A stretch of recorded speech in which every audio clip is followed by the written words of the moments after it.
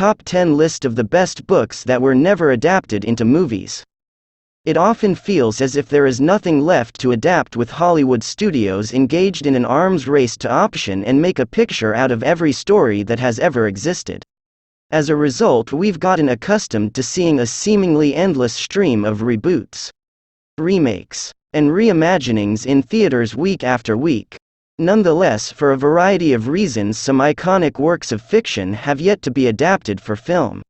While the reasons for this vary from story to story, they all have one thing in common: they're all amazing and, given the right circumstances, could all be turned into a compelling film or television adaptation. So let's have a look at a handful of them today, a total of 10, and discover what makes them so special as well as why they have yet to be shown on screen. Number 10. 100 Years of Solitude. Gabriel Garcia Marquez's masterpiece of magical realism is widely regarded as the best work of Latin American fiction ever written. If you read it for yourself, you'll understand why. 100 Years of Solitude is a large multi-generational novel that spans not just the Buendia family's history but also the town of Macondo where they live, and it feels like it encompasses everything life has to offer in its 400 or so pages.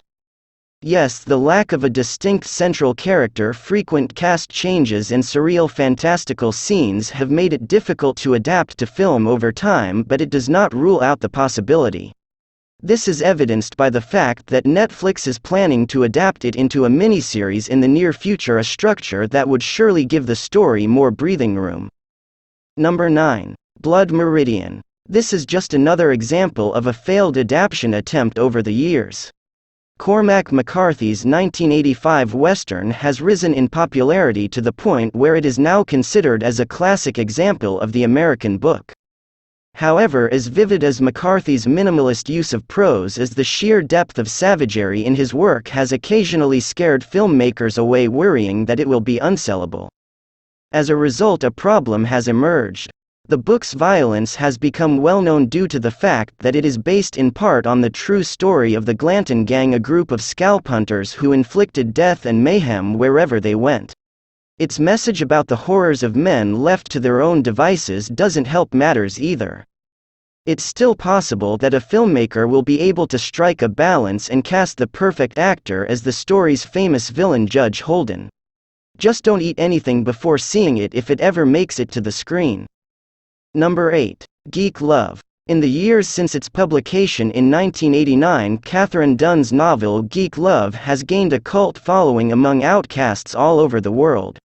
As it tells the story of the Binevsky family, a traveling troupe of carnival workers, it is able to shed light on the most strange aspects of society in a way that is frequently hilarious and never less than loving. Throughout the tale, we get to accompany Oli, the humpbacked narrator, as well as Arturo, the Aqua Boy, Ellie and Ify, the Siamese twins, and Chick, the telekinetic baby, on their journeys. They were all born with malformations as a result of their parents consuming various hard drugs while pregnant in order to boost carnival attendance. And you're right if you think that sounds ridiculous. Despite this, Dunn never allows the absurdity get in the way of investigating these people's underlying humanity, and he quickly persuades us that despite their eccentricities, they're not freaks, at least not any more than you or me. Tim Burton was rumored to be working on a cinematic adaptation of this in the 1990s. However, since it fell through, nothing has happened in the film industry. We merely hope that someone else will attempt it in the future, as it is a story that deserves to be heard by a wider audience. Number 7. Rendezvous with Rama. The story of First Contact has been told many times, but none more so than in Arthur C. Clarke's science fiction masterwork Rendezvous with Rama. We get to see it done in a less dramatic War of the Worlds-style manner here, in a way that is far more realistic. On national sites, there are no epic battles or hostile spacecraft detonating nuclear weapons. Instead, in our solar system, an alien spaceship emerges out of nowhere, forcing a team of scientists to investigate. While they're there, they don't come across any little green men.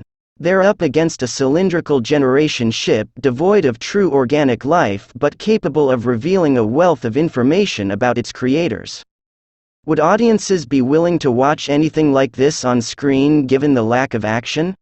There's no reason why it shouldn't given the success of recent films like Arrival. Perhaps this is why the film's director Denis Villeneuve has been approached to make an adaptation in the near future. Number 6. In the Miso Soup, Ryu Murakami's literature has generated a flood of blockbuster film adaptations throughout the years. After all, his novel Audition was regarded one of the best horror films of the time when it was published in 1999. A fascinating philosophical thriller about a young man named Kenji in the Miso Soup has yet to be turned into a film. He works as a nightlife guide for tourists visiting Tokyo who want to sample the city's offerings.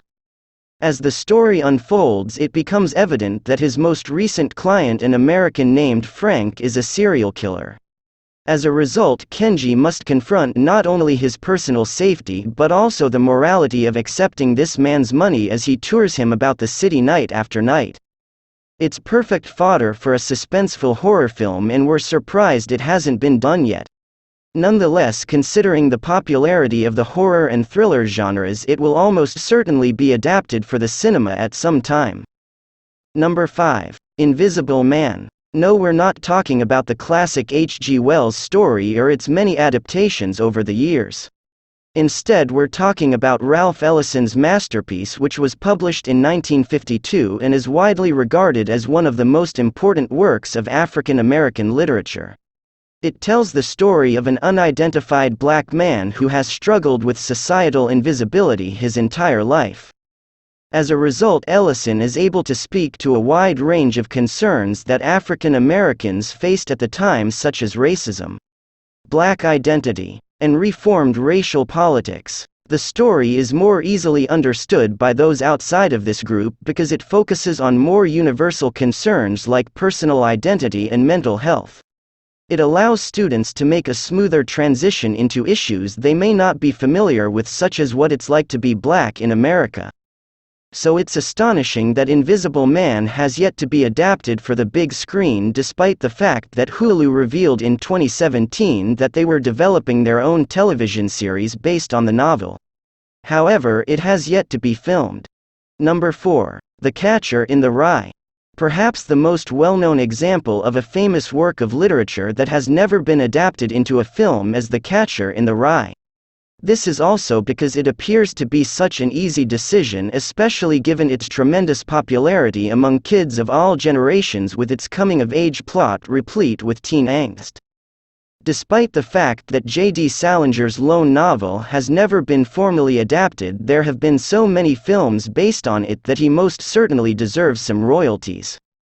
Given his aversion to allowing an adaptation during his lifetime and his estate's willingness to honor his wishes after his death, it appears that Holden Caulfield's story and his time spent floating around New York City will take a long time to reach the big screen. Number 3. Hardboiled Wonderland and the End of the World. Haruki Murakami is clearly the Beatles, if Ryu Murakami is the Japanese literary equivalent of the Rolling Stones, a touch more hard-edged and deadly than his contemporaries. He's a busy, tremendously innovative writer who's also one of the most influential writers of his generation. The romantic coming-of-age drama Norwegian Wood, which he directed in 1987, is what most people remember him for. While Hard-Boiled Wonderland and the End of the World, his psychedelic masterpiece, has already been adapted for the big screen in his home Japan, the same cannot be said for his other works. To create a dual narrative, the book alternates back and forth between two storylines. To begin, there's the film noir-style Private Eye, who's investigating a case that grows progressively weird as it unfolds, culminating with his physical dive into the Tokyo sewer system. And in the midst of it all, a second story is being told, one that is far stranger than the first. It takes place on a remote island, and the narrator is charged with extracting memories from unicorn skulls. It's all quite strange, but it all works out nicely in the end. While filming it would be costly due to the unusual pictures, we're convinced that if given the chance it would capture the attention of moviegoers. Number 2. A Confederacy of Dunces. A Confederacy of Dunces was never published during John Kennedy Toole's lifetime since he tragically committed suicide in 1969 at the age of 31 after having his manuscript rejected numerous times. And it's a shame that it was only released after his mother discovered the manuscript after his death in 1980. Following that, it quickly gained a reputation as a modern classic. We get to see New Orleans through the eyes of Ignatius Riley, a 30-year-old man who is overweight, unemployed and terribly snobbish. The reader is amused by his witty insights one moment and furious with him the next for his abuse of those around him. It has never been produced despite the fact that it appears to be a great fit for a hit comedy. Despite the efforts of legends such as John Belushi, Steven Soderbergh, and most recently Will Ferrell, who have all attempted it, perhaps this decade will be the one that finally brings it about. After all, it's been a long time coming. Number 1. Underworld. Like Blood Meridian, Don DeLillo's massive tome has established a reputation as an exemplar of the great American novel throughout the years.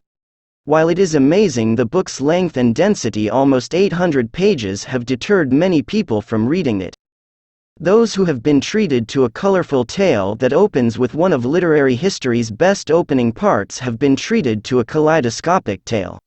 It tells the story of baseball's famous home run shot through the eyes of various characters including J. Edgar Hoover, Frank Sinatra, and the kid who caught the ball. Following that, we follow Nick Shea, the man who will eventually come to own that particular baseball through his career as a waste management executive, with regular detours into a variety of side plots.